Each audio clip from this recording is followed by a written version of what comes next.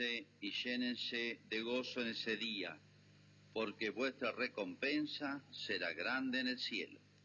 Aleluya, aleluya, aleluya.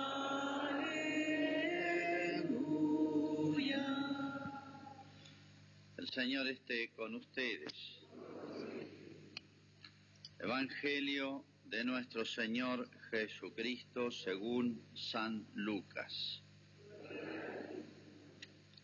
Jesús se retiró a una montaña para orar y pasó toda la noche en oración con Dios. Cuando se hizo de día, llamó a sus discípulos y eligió a 12 de ellos, a los que dio el nombre de apóstoles. Al bajar con estos, se detuvo en una llanura. Estaban allí muchos de sus discípulos y una gran muchedumbre que había llegado de toda la Judea, de Jerusalén, de la región costera de Tiro y Sidón. Entonces Jesús, fijando la mirada en sus discípulos, dijo: Felices ustedes los pobres, porque el reino de Dios les pertenece. Felices ustedes los que ahora tienen hambre, porque serán saciados. Felices ustedes los que ahora lloran, porque reirán. Felices ustedes cuando los hombres los odien, los excluyan, los insulten y los proscriban el nombre de vuestro nombre, considerándolos infames a causa del Hijo del Hombre. Alégrense y llénense de gozo en ese día, porque la recompensa será grande en el cielo. De la misma manera, sus padres trataban a los profetas. Pero ay de ustedes los ricos, porque ya tienen su consuelo. Ay de ustedes los que ahora están satisfechos, porque tendrán hambre. Ay de ustedes los que ahora ríen, porque conocerán la aflicción y las lágrimas. Ay de ustedes cuando todos los elogien. De la misma manera, sus padres trataban a los falsos profetas. Es palabra del Señor.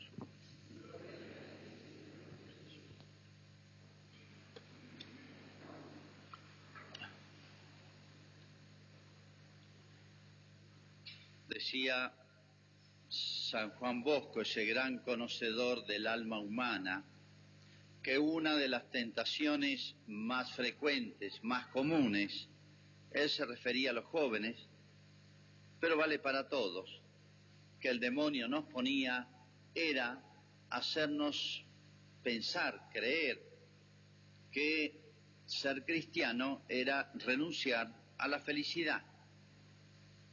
Es decir, está bien, me ganaré el cielo después, pero en esta vida voy a ser un infeliz, voy a ser un desgraciado, voy a ser una persona amargada y triste. Dice ser una tentación. El tema es muy viejo y muy nuevo, y de siempre.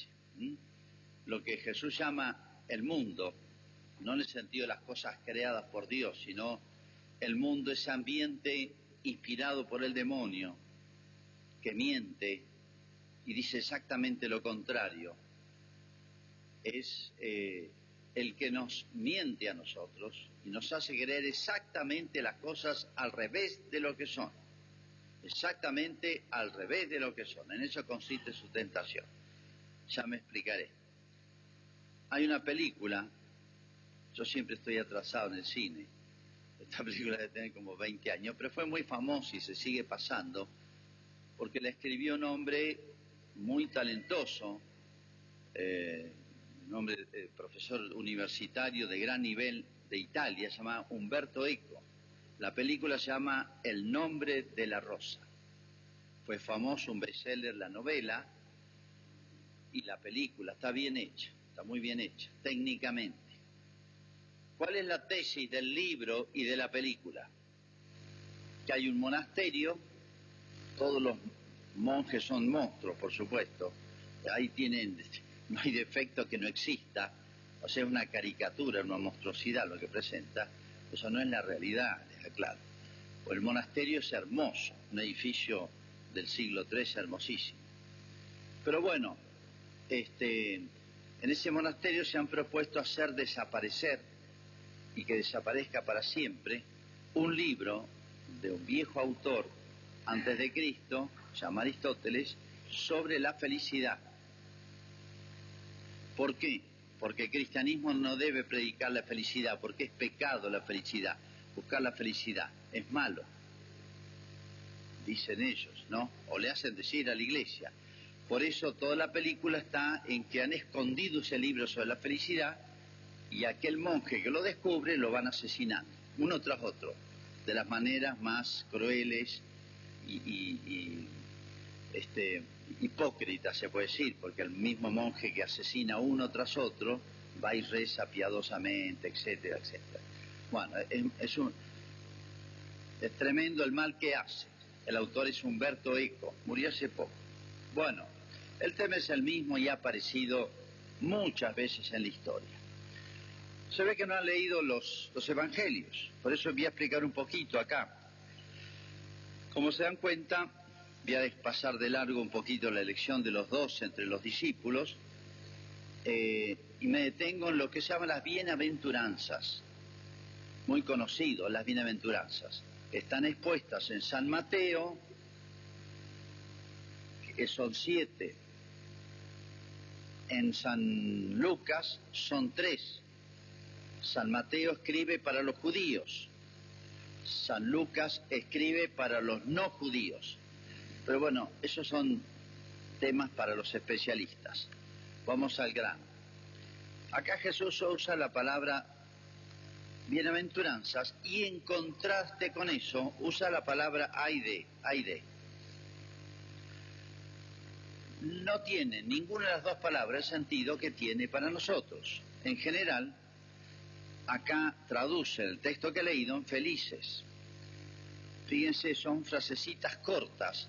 Como en esa época nadie sabía leer ni escribir, todo era de memoria, oral. Entonces las enseñanzas se buscaban hacerlas en frases cortas, fáciles de retener, de memorizar y de transmitir. Y acá Jesús es un genio en este modo de enseñar, porque en frasecitas cortas, para un judío, algunas hay que explicarlas, pero para un judío eran fáciles de entender. Entonces, Jesús de esta manera enseñaba y la gente retenía y entendía fácil, y lo podía transmitir. Se lo suele llamar bienaventuranzas, pero la palabra bienaventurado en castellano no la usamos. No usamos casi para nada, nunca, desapareció. En castellano antiguo se usaba. Por eso a veces se traduce por dichosos, lo van a ver en la Biblia, o se traduce por felices, como ahora. En realidad, ninguna de las tres es adecuada a lo que estrictamente está diciendo Jesús en su lengua original. Aunque él habló en hebreo, acá en los evangelios están en griego. Y la palabra griega expresa, y sobre todo la palabra hebrea y en la tradición judía, significa otra cosa. Eso es lo que voy a explicar. Porque dice, felices ustedes, los pobres, felices ustedes los que tienen hambre y felices los que lloran. Ahí están las tres bienaventuranzas. Pero ¿qué significa bienaventurado? En realidad, en el texto de Jesús, tal cual como lo enseñó Jesús, se refiere a una felicidad de la cual ya hacía siglos que hablaban en el pueblo de Israel los profetas, de una especie de felicidad, de una especie de gozo, de plenitud humana, felicidad, en último, no humana, superhumana, que solamente va a poder traer Jesús al mundo. Ni todos los consuelos, alegrías terrenas, buenas que pueden existir y que conocemos, y que la mayoría se nos escapan de la mano o los tenemos por poquito tiempo, ninguna de esas compara igual a aquella. En otras palabras, es la felicidad propia de Dios. Es la felicidad propia de Dios, que es tan grande como Él, o sea, infinita, que va a ser participada, regalada, ofrecida a los hombres a través del famoso Mesías, o sea, Jesús. Eso es lo que significa la palabra bienaventurado. O sea, una felicidad no conocida en la tierra hasta ahora, que no la puede dar ninguna cosa que, aunque yo me dijeran, pedí todo lo que quieras, la lámpara de Aladino, pedí todo lo que quieras. Bueno, yo pudiera pedir las cosas de la tierra, todo eso juntos no me la van a dar. Una felicidad distinta, de otra naturaleza, otra calidad, cualidad. A eso se refiere. Ahora la pregunta es, para la otra vida que esperamos, o sea, la vida eterna, el cielo, no es plenamente para el cielo, pero que ya se adelanta en la tierra. Es como cuando algunos este domingo disfrutarán a lo mejor de un riquísimo y sabroso pollo al disco, chivo al disco, o una paella, algún plato así más elaborado. Y bueno, mientras ya cuando está más o menos a punto, lo va probando.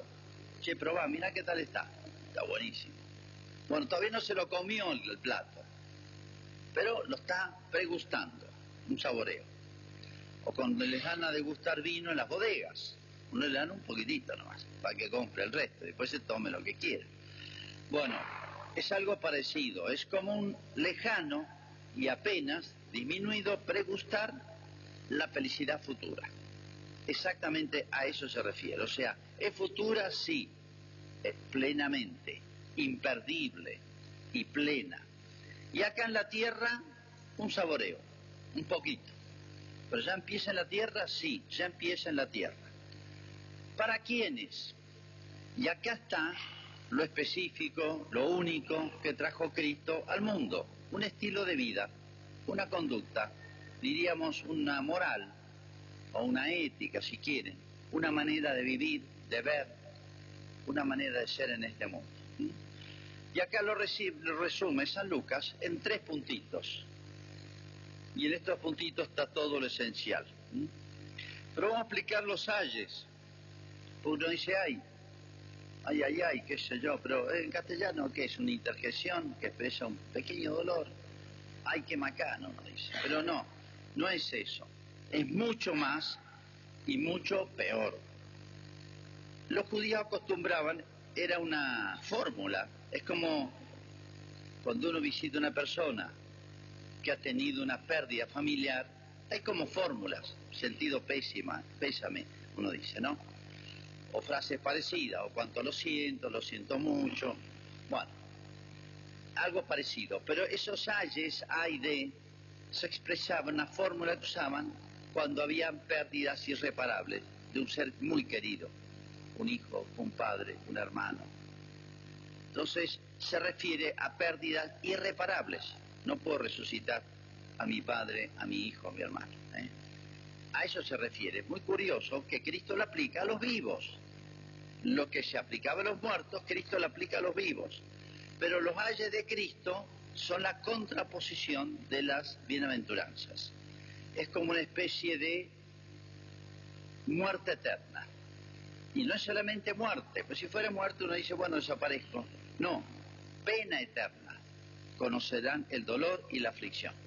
En otras palabras, si en la bienaventuranza se está refiriendo al cielo, que se adelanta en la tierra, se pregusta, acá en los ayes se está hablando de la muerte eterna y de la pena eterna del infierno, pero que ya se pregusta, entre comillas, aunque no lo queramos ni lo busquemos, en la tierra, en los vivos, pero que ya de alguna manera comienzan a participar de esa pena y de ese dolor y de esa muerte que será eterna. Es un anticipo del infierno, en otras palabras. Cristo lo va a explicar a esto de muchas maneras, pero acá está dicho de una manera facilísima de retener y entender, y mucho más para un judío. Y vamos a ver por qué San Lucas pone estos 3, y las 3 contraposiciones, los 3 ayes. La primera, bienaventurados, felices, dichosos, lo que sea ustedes, los pobres de espíritu. Y la contraposición, ay de ustedes los ricos. Acá se refiere a que Es como si Cristo lo voy a traducir en palabras nuestras. Es como si Cristo dijera, felices, o sea, van a pregustar del cielo, van caminando hacia el cielo, van bien, van por el verdadero caminito, aquellas personas que saben manejarse y usar bien de las cosas materiales, temporales, de esta tierra. O sea, en otras palabras, desprendimiento, generosidad, etcétera, contrapuesto a ese vicio, ese capital que se llama la avaricia. No nos damos cuenta hasta qué punto se nos desequilibra la vida, y mucho más en la cultura moderna. La cultura de hoy es, tenés más, vas a ser más feliz. Fíjese las propagandas, estoy boicoteando la radio con esto. Las propagandas, como diciendo, si te cambias el último modelo, y hoy los últimos modelos cada vez son más rápidos, más frecuentes, todo envejece, el teléfono, los electrodomésticos, el vehículo, todo rápido envejece. Y es una especie de carrera que uno, con la lengua afuera, no la puede alcanzar nunca. Es como si uno le un espejismo, ¿no? Que una felicidad que nunca voy a poder alcanzar. Es como si Cristo dijera, miren, yo les voy a enseñar a vivir. El cristianismo es la sabiduría de la vida. Les voy a enseñar a vivir. Usen de todas las cosas. Acudan a la providencia que maneja el mundo.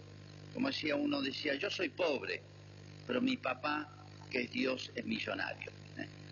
Yo soy pobre, pero mi papá es súper millonario. Vos dueño del universo. Entonces, hay que trabajar, hay que ser vago, hay que trabajar, hay que luchar, hay que tenga familia, hay que tenga responsabilidades, sobre otros sí, pero un difícil equilibrio. Pero para un cristiano es sencillo, no ser vago, luchar para tener, pero no apegarse a las cosas y pensar que la felicidad está por este caminito.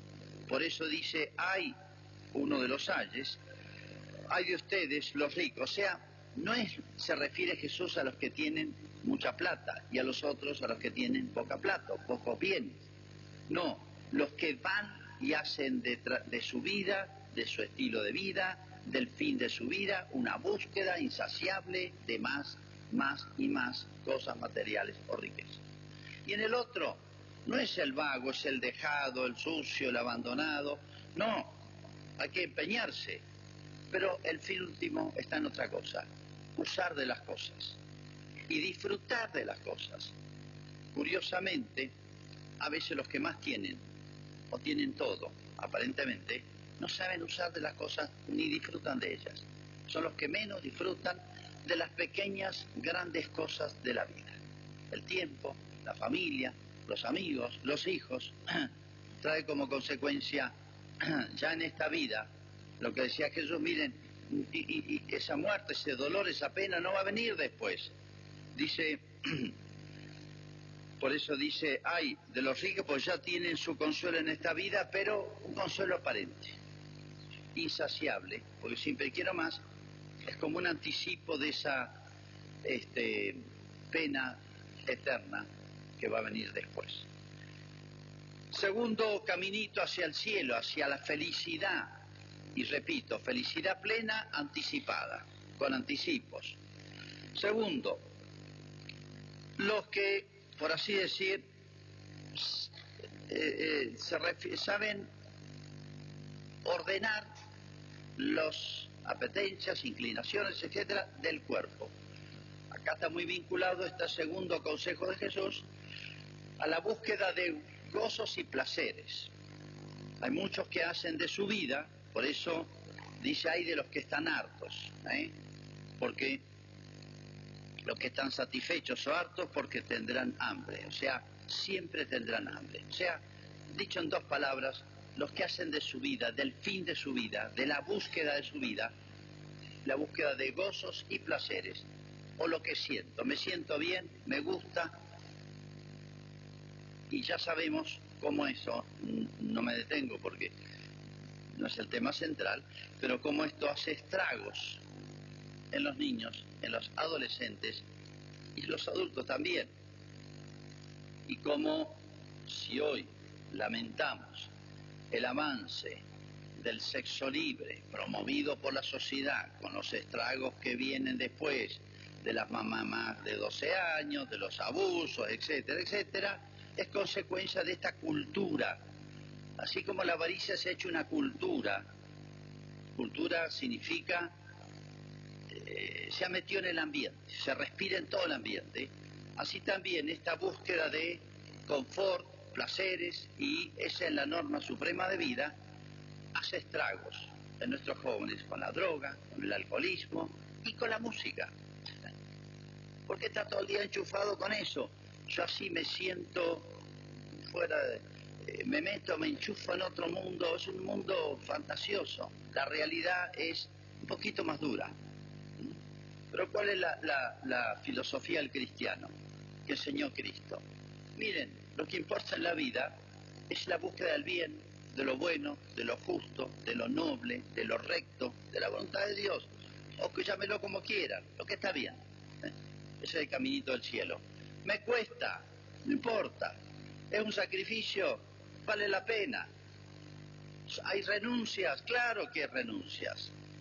Me decía un empresario, padre, si yo cumplo toda la ley moral de la justicia, nunca voy a poder ser un gran empresario. Probablemente, no necesariamente, pero probablemente. Pero bueno, va a ser muy mal negocio, te aviso. Si queremos hablar en términos de negocio, te aviso que va a ser muy mal negocio. Acá la vas a pasar mal, vas a vivir obsesionado por tus riquezas, y en la otra vida te va a ir muy mal. Ahí te va a ir peor y no va a tener remedio. Segundo consejo de Jesús, que viene a enseñar un estilo de vida. Entonces, bueno, el cuerpo tiene exigencias. Ojo con la psicología moderna. No te querés. Tenés que hacer lo que... ¿Por qué te viene depresión? ¿Por qué estás triste? ¿Por qué estás bipolar? Es que vos tenés que hacer lo que querés. Sé libre. Ojo con una corriente moderna psicológica que se está metiendo en Malargüe, está en todo el país y en el mundo, se llama biodescodificación. Si vos tenés un problemita hoy, la culpa es de tu mamá, de tu abuela, que un día se peleó con tu abuelo y eso pasó a los genes, se heredó, entonces vos vas para atrás. He conocido muchas familias de personas buenas que empiezan a odiar al papá y a la mamá, porque según le dice la psicóloga, la especialista en esto, vos sos infeliz ahora, te viene depresión o te viene tristeza porque cuando estabas embarazada tu mamá se llevó mal con tu papá y de ahí viene tu tristeza. Entonces le agarra bronca a la papá y a la mamá y de golpe lo empiezan a odiar y le empieza a pasar factura de todo. Y esto es mentira, no es así. Y yo me descargo mis culpas. Si hago macanas hoy, la culpa la tienen mis antepasados que me hicieron así, digamos, me fabricaron así. Ahora aguántensela, pero no soy yo el que está obrando así. Miren, se desequilibra toda la vida con estas falsas teorías. ¿Qué es el cristianismo? Mira, el cuerpo tiene exigencias de adentro nuestro, nacen cosas buenas y malas, en el cuerpo y en el alma. La tercer consejo de Jesús es muy sintético y contundente y más claro imposible. Dice, los que ríen y los que lloran. No es que los cristianos pasemos llorando acá. No. Simplemente es un lenguaje que los judíos entendían, y los que ríen. O sea, no es que busquemos llorar, sino que busquemos lo bueno. Si nos cuesta, adelante, vale la pena. Si hay un sacrificio, renuncia, no importa. Pero la felicidad no está acá, no está plena acá. La felicidad plena está en el cielo. Y aunque la busquen por estos caminos que le ofrece el mundo, es como si Jesús dijera, miren, todos buscamos la felicidad. Cuidado con estas tres trampas. Los que quieren, el tercer caso es los que buscan lo que el corazón, el espíritu, el alma les reclama. Y acá está hablando de la soberbia y la vanidad, la vanagloria. Son exigencias del espíritu. Si haces tu voluntad, haces lo que querés, impones tu pensamiento, etcétera, todo lo que tenga que ver con la soberbia y la vanidad, imponete, haz lo que quieras, sé libre, etcétera, vas a ser feliz. No, dice, ellos conocerán la aflicción y las lágrimas. Bueno, en 3 puntitos contundentes Jesús nos dice cuál es el camino de la felicidad plena que ya se anticipa en la tierra y cuáles son las 3 trampas del mundo que ya encuentran su infelicidad, su anticipo de infelicidad en la tierra. Pero el diablo nos trampea y nos dice exactamente lo contrario. No nos dejemos enganchar, caer en esa trampa. Y agrega Jesús un datito muy importante. Dice que si obramos bien, atenti, no se extrañen de que el mundo los persiga, los difame, los calumnie, Miren, si hay en un lugar de trabajo, en una empresa, en cualquier lugar, 20 personas, y detectan a uno que va a la iglesia, le van a poner la lupa, no le van a dejar pasar ni una, le van a pasar factura de todo, le van a hacer ver todos los defectos, vea, reales o aparentes. A los más reos, los más salvajes, los más lobos, nada, le van a dejar pasar todo. Pero si hay un cristiano o que intenta o que la pelea, la va a pasar mal. Y Jesús dice, miren, examínense, si los tratan mal, los persiguen, si usted tiene la conciencia tranquila, métanle, felices, buena señal. Es la constatación de que todo va bien. Pero ¿cómo? Si va mal, la gente habla mal de mí, me hace la vida imposible. Revisa tu conciencia y puede ser la constatación de que todo anda bien. Cuando todo el mundo te felicita, te elogia, atenti, lo más probable es que ande todo mal. Entonces uno dice, bueno, qué paradojas, qué cosas extrañas.